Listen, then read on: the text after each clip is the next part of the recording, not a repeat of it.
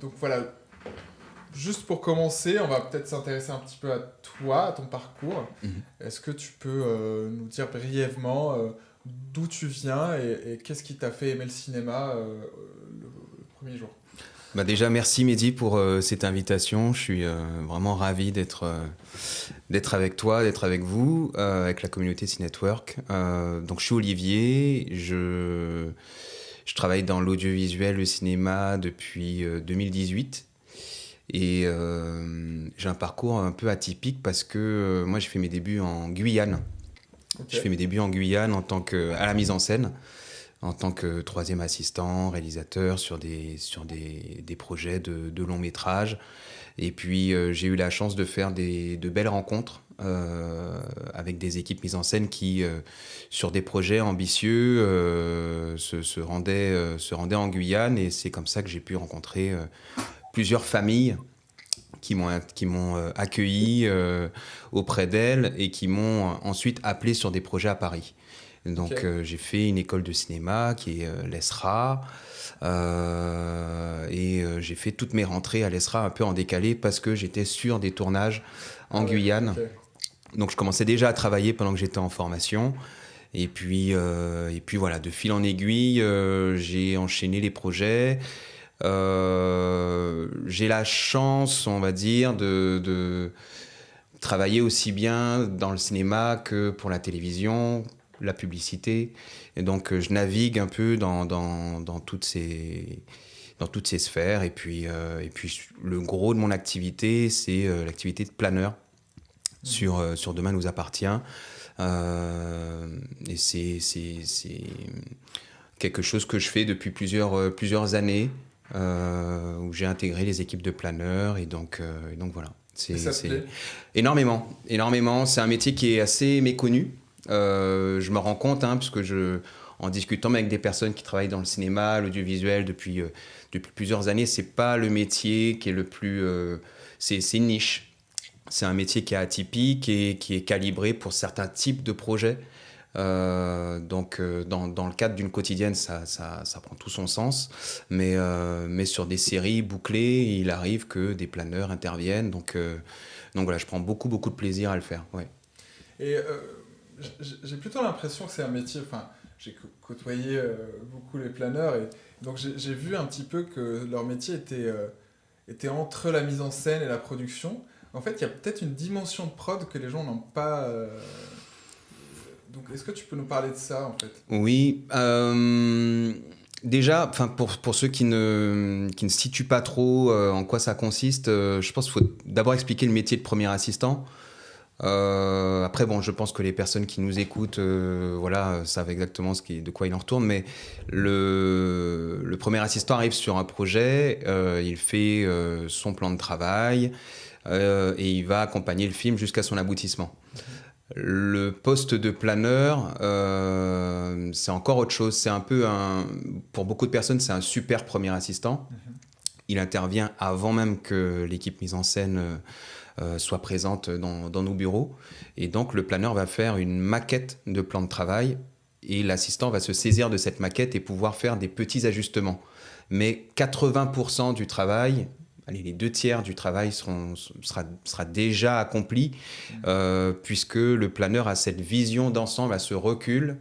C'est un métier qui est transversal, puisqu'on est en lien, comme tu le disais, avec la production, mais aussi avec c'est un Tous les poste départements en carrefour en fait. fait. On Ouais. est en lien avec tous les La déco, départements. pour est-ce que les décos sont prêts, C'est opérations ça, le fait, etc. casting, la régie. Donc on a cette vision d'ensemble et ce qui permet ensuite aux assistants mise en scène quand ils arrivent, toutes les questions qu'on aborde en général en pré-prépa Oui. ont déjà été abordées De toute et façon, ils n'ont donc pas le temps, ils ont une prépa qui est très courte. exactement, qui est très très courte et ça permet aux assistants d'avoir une attention vraiment focalisée sur le détail des journées. Mhm. Et sur une quotidienne, ça va même au-delà, puisque les équipes mises en scène, on a 3 équipes qui tournent en simultané, donc les équipes vont devoir se parler à un moment donné, des comédiens sont amenés à naviguer d'une équipe à l'autre. Donc voilà, pour les transferts. Donc nous, on a déjà fait en sorte que tout fonctionne, mais il peut arriver que les textes évoluent. Et donc voilà, chaque assistant ensuite se consacre à son équipe. Et nous, alors pendant que les assistants sont en prépa, on a toujours un œil sur les plans de travail. On accompagne aussi nos assistants, on leur explique un peu les choix qu'on a fait en amont pour eux, pour l'équipe. Et on est à la fois en train de préparer, on est dans différents espaces-temps, puisqu'on est à la fois en train de s'occuper des assistants qui sont en prépa. Il se peut qu'on pallie aux imprévus en fait, des équipes qui sont en tournage. Donc ça fait déjà 6 équipes sur une série comme Demain nous appartient, et on est déjà en train de préparer ce qui va se tourner dans 3 mois. Donc, puisqu'on est en lien aussi avec l'écriture. Donc voilà, c'est un poste qui est passionnant, et effectivement, je dirais pas qu'on est plus proche de la production, parce pour moi, on est vraiment à un carrefour. En fait, on dialogue avec l'ensemble des départements. Alors bien sûr, on est en étroite relation avec nos producteurs, les directeurs de production, mais aussi toutes les personnes chargées de la coordination, que ce soit en production ou l'artistique. Donc voilà. Ok, très bien. Ouais. La question, c'est aussi, est-ce que ça doit être vraiment vu comme un super premier assistant, ou est-ce que c'est plus que ça aussi? Est-ce que tu vois qu'il y a une dimension qui existe dans le métier de planeur et qui n'existe pas dans le métier de premier assistant? Alors déjà, pour être planeur, il faut avoir été premier assistant, surtout sur la série sur laquelle on travaille. Comme ça, on maîtrise un peu, enfin, on maîtrise le sujet. Non, après, j'ai l'impression que c'est plus une question de recul et de point de vue. En fait, en très peu de temps de prépa, on ne peut pas faire les deux. En fait, on ne peut pas être dans le détail des journées et planifier ce qui va se passer sur le moyen terme et le long terme. Après, je dirais qu'on se complète en fait avec nos assistants. Moi, il se peut, on a énormément d'informations qu'on traite par semaine, et ce dialogue avec nos assistants, il est hyper précieux en fait. C'est-à-dire que on n'est pas omniscient, et parfois un assistant peut nous faire une remontée sur une journée ou sur un décor, et ce qui va nous permettre aussi voilà, et ce qui va nous permettre aussi de parfaire encore transmettre au département exactement, etc. exactement. Donc il y a aussi une question d'amélioration continue, d'optimisation aussi, j'imagine. Complètement. Il y a des instructions de production qu'il faut porter aux oreilles de la mise en scène, etc. Donc complètement. Et en tant que premier assistant, oui. Peut-être qu'on peut parler de ça aussi. Quelle est la particularité des premiers assistants sur des programmes industriels ou sur des quotidiennes? En quoi c'est différent? Est-ce qu'il y a une différence, et en quoi c'est différent? Je dirais le métier est le même, c'est-à-dire que quand on est premier assistant sur un long métrage ou un programme qui est beaucoup plus optimisé, industriel, comme ça peut être le cas pour DNA, au final, enfin, on fait toujours un plan de travail, l'approche est la même, les outils sont les mêmes. Après, c'est le temps imparti pour faire les choses qui est beaucoup plus comprimé en fait sur une série comme Demain nous appartient. Mais à la fois, le poste de planeur est là pour soulager les équipes mises en scène. Donc, pareil sur les seconds, j'imagine que l'assistant... Alors, je ne sais pas si c'est plutôt l'artistique, le département artistique qui peut être considéré, qui peut pallier au manque de temps pour le second, ou c'est plutôt l'assistant planeur. En tout cas, il y a toujours des postes en plus qui n'existent pas complètement. Dans les tournages classiques, qui sont là pour pallier à ce manque de temps, et surtout ils ont une certaine connaissance du projet qui fait qu'ils peuvent apporter des réponses et de la Complètement. cohérence. Et puis on parle beaucoup d'inconfort, mais il y a aussi comment dire, le fait que tout soit déjà, comment dire, charté. C'est-à-dire que Oui. nos équipes mises en scène, quand elles arrivent, Normé, le planning des réunions est déjà fait. Donc en fait, toutes ces choses-là, en fait, faut rentrer dans des chaussons qui sont déjà installés. Donc voilà, c'est c'est ce qui rend ces projets possibles. Parce exactement, que sinon, c'est pas possible. En fait. exactement, De faire complètement. 26 minutes par jour, c'est quand même assez fou. C'est ça. Quand on se rend compte qu'un épisode sort de la machine tous les jours, il y a 20 séquences, il y a 26 minutes de fiction, il est monté correctement, il est étalonné, il est musiqué, il est prêt, et chaque jour on produit 26 minutes par jour, c'est assez fou. Donc sans ces normes-là, je pense que ça serait assez compliqué de... Complètement. C'est ce qui rend le projet possible. Complètement. Et puis, donc oui, tout est optimisé. On rentre dans une chaîne de fabrication, quelque part. Après, ce qui n'empêche pas d'avoir aussi un élan créatif. Voilà, et qu'est-ce qui reste de la créativité, de la... Ça, alors je pense que ce serait plutôt au réalisateur d'en parler, mais je le vois au quotidien. C'est-à-dire que c'est des réalisateurs qui vont justement amener aussi leurs pattes, qui vont faire des propositions artistiques. Parfois aussi, ça vient de la production qui a une vision pour l'épisode, l'histoire qu'on raconte et qui vont Oui, prendre par exemple, des... tu proposes un décor qui n'était pas... Exactement. Tu te dis, cette histoire, elle serait incroyable dans ce décor, et donc en fait, le décor apporte quelque chose de différent. Exactement. Ok. Mais moi, je suis arrivé à ce poste de planeur un peu par hasard. C'est-à-dire que je suis arrivé sur la série Demain nous appartient en tant que premier assistant. C'était sur les débuts de la série. J'avais fait quelques sessions et puis la proposition m'a été faite d'être planeur. Je n'étais pas sûr de savoir le faire. Moi, auparavant, j'avais surtout travaillé en tant que second assistant bureau. Un peu le système un peu à l'américaine, c'est-à-dire que sur la majorité des tournages français, le second assistant fait et le plateau et la partie bureau. Et j'ai eu l'occasion de m'occuper que de la partie bureau sur des films d'époque assez compliqués. Et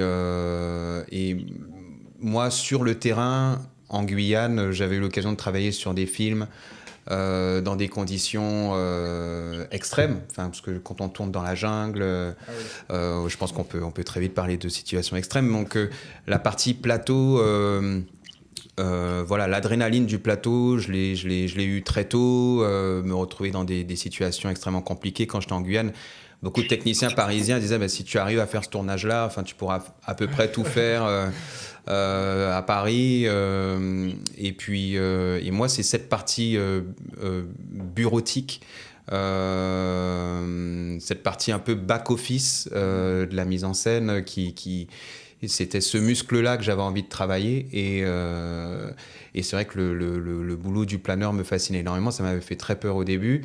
Et en plus, quand je suis arrivé au planning sur DNA, ma première session, c'était l'accident de bus, qui était voilà, un épisode, une série d'épisodes même, qui a fait date, où on avait une très grosse partie du casting qui se retrouvait dans un bus pour une sortie scolaire. Et un accident arrive et il faut réussir à continuer à composer des plans de travail lorsque les 2/3 du casting sont à un même endroit. Et il faut continuer à livrer 26 minutes par jour. Donc, sachant que tu as tourné moins de séquences, donc en fait, tu as du retard, exactement. Il faut rattraper, etc. Exactement. Donc, j'ai été formé par... je me rappelle, j'étais en passation avec François Chailloux. Et lui était en place avant moi. Et donc, on fait toujours ce qu'on appelle une passation. Donc c'est une période pendant laquelle les deux planeurs sont sur place et donc on s'échange les informations pour être complètement à jour. Et donc c'est avec lui qu'on a composé ce premier board qui était sur l'accident de bus, qui était voilà une chouette expérience. Et puis et donc voilà, c'est ça. Peut-être parlons moi ça m'intéresse beaucoup le concept d'être dans une chaîne de fabrication. En fait, tu dois absolument livrer 26 minutes par jour. Qu'est-ce qui se passe si tu as du retard? Et donc comment on peut s'en sortir? Donc j'imagine qu'on rattrape, etc., etc. Mais en fait, j'imagine que pour moi, c'est aussi ça le boulot de planeur. C'est vraiment il est entre la livraison des textes et la livraison à la post-production et la date de diffusion. Il est au milieu, il doit s'en sortir. Comment on fait pour s'en sortir quand il y a des imprévus et qu'on prend du retard? C'est vrai que cette notion-là, elle est importante à comprendre, c'est que on sait à l'avance quand nos équipes arrivent en prépa, on sait déjà à l'avance quelle vague d'épisodes ils sont censés tourner. Je raconte des bêtises. Enfin, un exemple, une équipe qui arriverait mercredi prochain en prépa, et ils sont censés tourner normalement, si les choses sont bien faites, ils ne devraient tourner que les épisodes, je dirais, entre 2000 et 2020. Sauf que, en fonction de la disponibilité des décors, la disponibilité des comédiens, parfois il peut y avoir d'autres contraintes, mais en fait, nos équipes qui sont censées tourner entre l'épisode 2000 et 2020 normalement, elles vont tourner un peu d'épisodes 1990 et un peu d'épisodes 2030 peut-être. Donc on a ce qu'on appelle des anticipés et des retardés.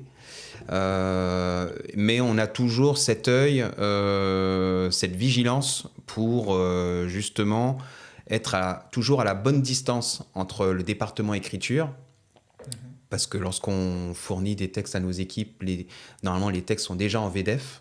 Nous, on suit toute l'évolution des textes, c'est-à-dire qu'on reçoit d'abord une arche, un résumé d'une arche. Donc on peut l'appeler peut-être un traitement pour ceux qui n'ont jamais eu cet outil entre les mains. Donc on a déjà un traitement qui s'écoule sur peut-être 3 semaines ou 2 semaines et demie ou 4 semaines et 3 jours. Donc on a un premier traitement sur lequel on a déjà une vision de ce qu'on va raconter comme histoire dans 3 mois peut-être. Et puis ensuite on suit ce qu'on appelle des séquenciers, une dialoguée V1, une dialoguée V2, une VDF. Donc et à chaque fois le plan de travail évolue au fil de ces étapes. Ouais. Donc il faut qu'on soit toujours à bonne distance de l'écriture d'une part, et il faut qu'on soit à bonne distance de la post-production d'autre part, puisque parce qu'il y a une date de diffusion. Il y a une date de diffusion. À respecter, donc... Et il y a toute une chaîne aussi de post-production, et donc on doit s'assurer de pouvoir boucler le tournage des séquences de nos épisodes dans un délai imparti. Et donc, il peut nous arriver de mordre la ligne jaune, mais ce sont toujours des risques maîtrisés à notre niveau. On a toujours des marges de sécurité. Les marges de sécurité, c'est du temps, finalement. Exactement. Toujours un peu de temps, vous prenez un peu des précautions. Exactement. Vous savez déjà qu'il y a une ligne rouge à J-10. Exactement. Donc après, c'est aussi pour ça que c'est génial d'avoir un outil comme CNetwork où les alertes ressortent en fait. C'est-à-dire que lorsqu'une séquence est placée un peu trop tard dans le plan de travail, la séquence ressort tout de suite. Enfin, il y a une alerte sur CNetwork et donc ce qui nous permet de pas toujours faire des allers-retours entre un planning sur un papier et donc parce qu'on gère beaucoup d'informations. Qu'est-ce que ça a changé d'être, parce que la principale différence entre bon, on va pas parler d'ergonomie, on va pas parler de tout ça, mais dans le principe, entre les logiciels qui étaient utilisés avant et C-Network, c'est l'aspect en ligne. Donc en fait, il y a un aspect collaboratif. Qu'est-ce que ça a changé, ça, d'avoir un logiciel qui est en ligne? Ça a changé beaucoup de choses. Moi, j'avais été un peu sensibilisé à cela quand j'avais travaillé sur Outlook Movie. Cette notion d'information en partage En temps réel. en temps réel. Après, bon, c'est pas totalement la même chose, mais le principe, enfin, dans les grandes lignes, en tout cas, ça s'en rapproche. Euh, je pense que ce que ça a changé, c'est en termes de temps de travail. C'est-à-dire que, même juste un exemple, c'est par rapport à la communication avec le département écriture. Quand je vous expliquais au tout début que nous, on suit toutes les étapes de l'évolution de nos textes. Donc, c'est initialement, nous, on avait toujours la main sur notre plan de travail et on recevait donc les nouvelles séquences. Et donc, c'est nous qui mettions à jour chacune des séquences. On apportait le nouveau texte, on renseignait les cast lists, donc les présences des comédiens, des personnages au sein de nos différentes séquences. Donc aujourd'hui, toute cette partie-là, toute cette prise en charge n'est plus entre nos mains. On fait toujours ce suivi. C'est-à-dire qu'on a à un moment donné un document qui est une photo des modifications qui ont été effectuées, et donc on va ensuite juste directement, la mise à jour est faite par le département écriture. Et donc voilà, il y a toute cette prise en charge dont on est complètement libéré aujourd'hui. Et puis, je dirais que c'est dans la communication des informations, c'est-à-dire qu'en 2 clics, le plan de travail est accessible. En tout cas, la mise à jour, parce que c'est ça aussi qui peut faire peur à beaucoup d'assistants, c'est quand tout est accessible tout le temps. Moi, je viens d'une école où on décide à quel moment on diffuse l'information et à quel moment ce board devient officiel. Surtout que la plupart des projets, c'est le premier assistant qui diffuse des informations. C'est lui le hub d'information. Mais oui, c'est une des questions qui s'était posée au début. Si tout le monde a accès à tout et que tout le monde peut toucher les informations, est-ce que ça ne va pas faire l'effet inverse? Et à ça, on a répondu avec un process de travail qui est rodé, et puis des droits d'accès aussi. Oui. Tout le monde n'a pas accès à toutes les informations, et tout le monde ne peut pas manipuler toutes les informations. Par exemple, au planning, vous êtes les seuls à pouvoir publier un plan de travail. Donc oui, ça peut faire peur que tout le monde... Mais justement, en fait, c'est comme dans plein de systèmes d'information. En fait, c'est les droits d'accès qui permettent de répondre à cette question pour pas qu'il y ait une peur d'avoir des fausses manips, etc. Complètement. Et puis, donc voilà.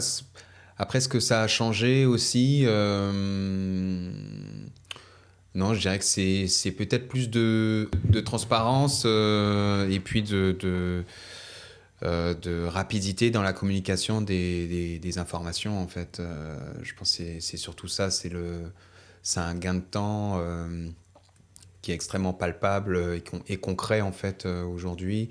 Et surtout quand, mine de rien, à notre poste, en tant que planeur, on vient amalgamer 3 plans de travail. On fait un plan de travail qui est un 3 en 1, parce qu'il y a 3 équipes qui tournent en même temps. Et donc, il faut pouvoir, à un moment donné, mettre en commun les mises à jour des plans de travail que nos assistants mise en scène auront fait. Et ça leur permet aussi de toujours aussi pouvoir jeter un œil sur la fameuse vision d'ensemble qui est le plan de travail commun. Donc oui, c'est vrai que comme c'est un exercice qui est tellement particulier, ça oblige à avoir quand même les outils nécessaires pour justement embrasser en fait cet exercice qui est pas simple, quoi, qui est pas anodin, qui sort des rails d'un plan de travail classique où il n'y a qu'une équipe qui navigue sa barque tout seul, en fait. Donc voilà. Olivier, on est à la fin de notre interview. Merci beaucoup. C'était un Merci. plaisir de t'avoir avec moi. Est-ce que tu veux rajouter une chose, quelque chose